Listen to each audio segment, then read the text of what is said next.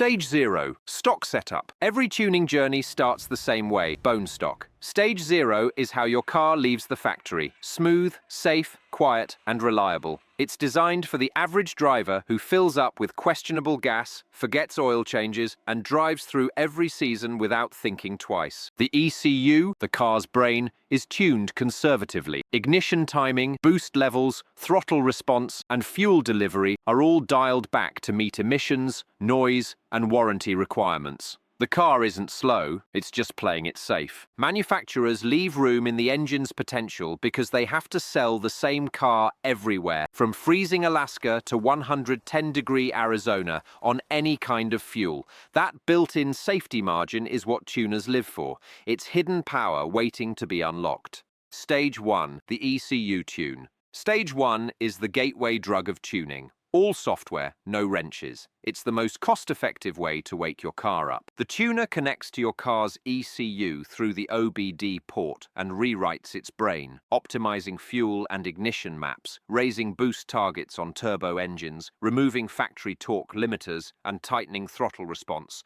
The result? Real seat-of-the-pants power. A Stage 1 tune typically adds 15 to 40% more horsepower with no physical mods. A stock Golf GTI jumps from 220 horsepower to 270 plus. A BMW M340i goes from 382 horsepower to over 440. A WRX suddenly feels like it found another turbo.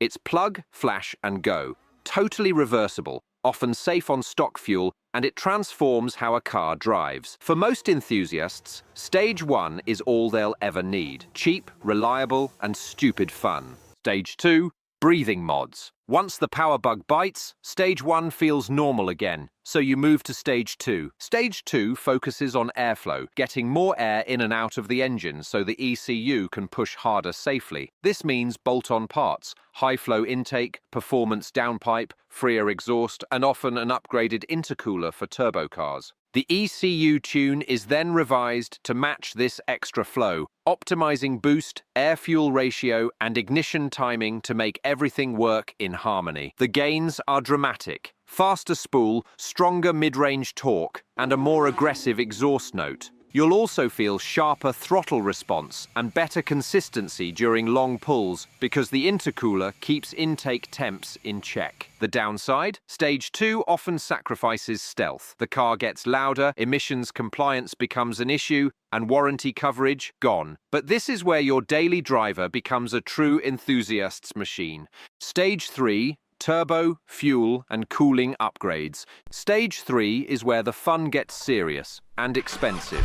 You're now moving beyond factory hardware limits. Stage 3 adds a larger turbocharger or supercharger, a high-pressure fuel pump, bigger injectors, and a front-mount intercooler to handle the added airflow. The goal is to increase the engine's air and fuel capacity so it can safely make more power at higher boost. At this level, the tune is 100% custom. You're not just changing numbers, you're rewriting how the car breathes, burns, and responds. You'll see gains of 80 to 150 plus horsepower depending on the platform.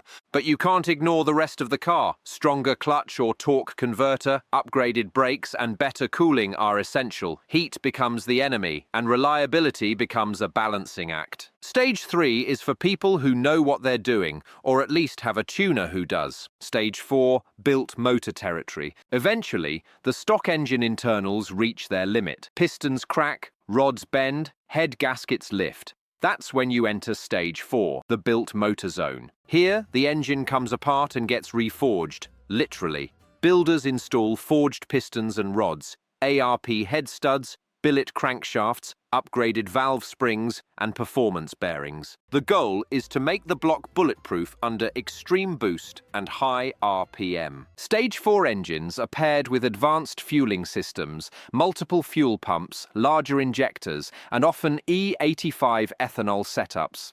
Ethanol burns cooler, resists detonation, and lets tuners run aggressive ignition timing. The result? Cars that make 700 to 1,200 horsepower, reliably if you treat them right. They idle rough, smell like fuel, and drink it like water, but they pull like freight trains. At this point, you're not tuning a car, you're engineering a weapon. Stage 5, full race build. Stage 5 is where tuning turns into madness. You've left the world of daily drivers. Welcome to race car territory, a place where comfort, emissions, and sometimes sanity go out the window. We're talking custom turbo or twin turbo kits, standalone ECUs with full data logging, sequential transmissions or dog boxes, fully built drivetrains, roll cages and stripped interiors, dedicated E85, methanol, or even nitromethane setups. Stage 5 cars can make 1,000 to 2,000 plus horsepower. They're built for drag strips, roll races, or time attack events. They might still wear plates, but they're no longer street cars in spirit.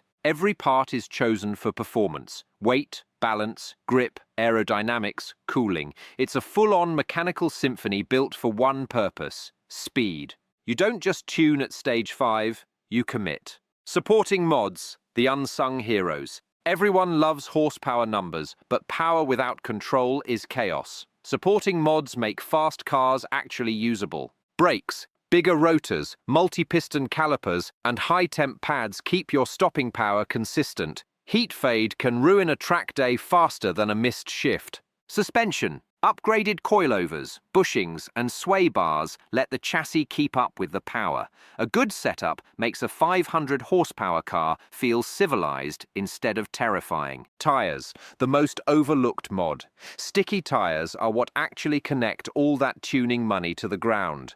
The difference between spinning and launching. Transmission and drivetrain. Stronger clutches, limited slip diffs, upgraded axles, and drive shafts. All mandatory once you cross Stage 3 territory. Cooling, bigger radiators, oil coolers, and transmission coolers. Heat kills engines faster than bad tuning ever will. These aren't optional extras, they're what make power usable. Advanced fuels and ECU tricks. Modern tuning goes way beyond octane ratings. Once you get into big boost, you'll see tuners running E85 ethanol, race gas, or water methanol injection.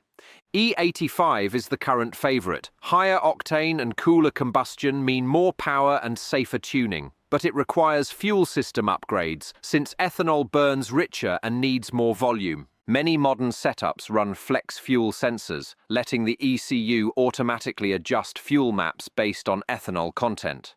The cost curve, speed, has a price. Tuning isn't just a rabbit hole, it's a black hole for your wallet. Here's how it usually scales. Stage 1, $500 to $1,000. Software only, safe, instant fun. Stage 2, $2,000 to $5,000. Bolt-ons, great power, still streetable. Stage 3, $6,000 to $12,000. Serious hardware, high maintenance. Stage 4, $15,000 plus, built motor, custom tuning, race gas. Stage 5, $50,000 plus, full race car, trailered everywhere. Every jump up the ladder costs exponentially more, and each stage sacrifices a little more comfort for speed. But ask any tuner, the first time you outrun something you never thought you could? Worth it. The culture of tuning. Tuning isn't just about speed, it's culture, it's identity. Some guys stop at Stage 1 and just want a quicker daily. Others chase dyno records and live for the smell of E85 in the garage. Every car community, from JDM to Euro to muscle, has its own hierarchy of builds and legends. Ask 10 people what the perfect tune is, and you'll get 10 different answers. Because tuning isn't about perfection, it's about expression. It's about finding the sweet spot between mechanical chaos and personal taste. A 500 horsepower street sleeper and a 1,200 horsepower drag car are both art, just different canvases. From mild remaps to full-blown track monsters, tuning is the evolution of passion. One bolt, one file, one dyno pull at a time. You start with a laptop and end up with a machine that mirrors you. And if you want to see how one single Ford part became the secret weapon behind GM's fastest cars, go watch GM's Secret Weapon Built by Ford, the 9-inch rear end, explained in detail. Because engines make the noise, but drivetrains make legends.